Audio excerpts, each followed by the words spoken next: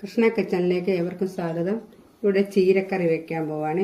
ഇതാണ് ചീര. ഇത്രയും ചീര കിട്ടി ഞാനത് ചെത്തി വൃത്തിയാക്കി ക്ലീനാക്കി എടുത്ത് വെച്ചിരിക്കുകയാണ്. നമുക്കത് ചെറുതായിട്ടൊന്ന് ഞുറുക്കിയെടുക്കാം.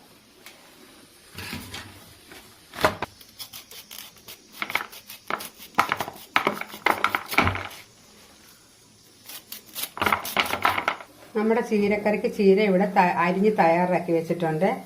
ഇത് ഇത്രയും കഷ്ണം വേറെ മാറ്റി അരിഞ്ഞതാണ്. ഈ കഷ്ണം നമുക്ക് ആദ്യം ഇടാം.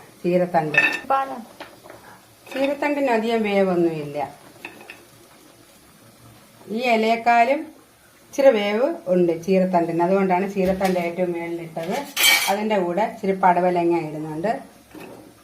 ചീര അവിയലെന്നാണ് ഞാൻ പറഞ്ഞിരിക്കുന്നത്.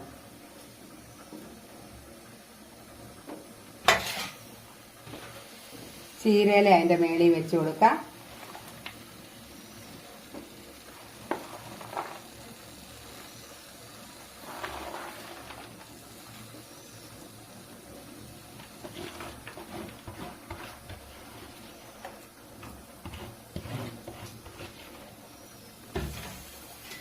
ഒരു പൂള് മാങ്ങയുണ്ട്.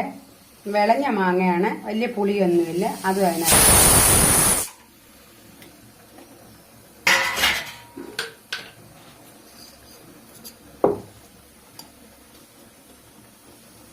ഒരു ചെറിയ 1.5 സ്പൂൺ ഉപ്പിടാൻ പോകും.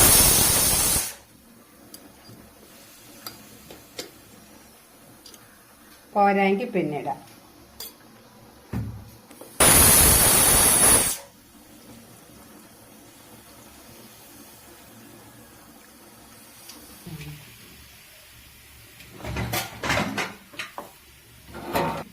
നമുക്ക് അടുപ്പിലോട്ടൊന്ന് വെക്കാം.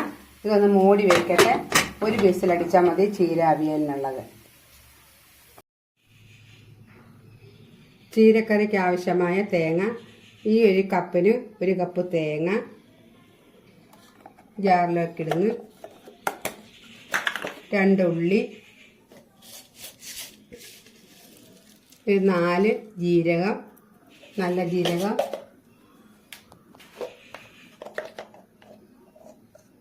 ഒരു പൊടിയോളം മഞ്ഞൾപ്പൊടി,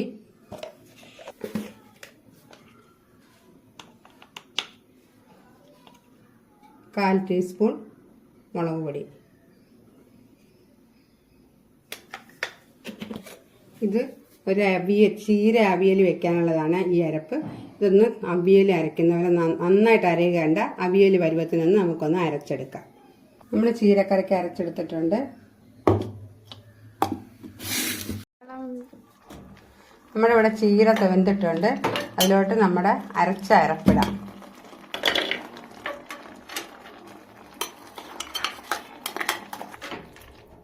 നമ്മുടെ ചീര അവിയൽ അരപ്പ് നന്നായിട്ട് പച്ചമണം മാറിയിട്ടുണ്ട്. ഒരുപാട് അങ്ങ് വെട്ടി തിളയ്ക്കേണ്ട. ചീര അവിയലിന് കടുക് വറക്കത്തില്ല, പച്ച വെളിച്ചെണ്ണ ഒഴിച്ച് കൊടുത്താൽ മതിയാവും.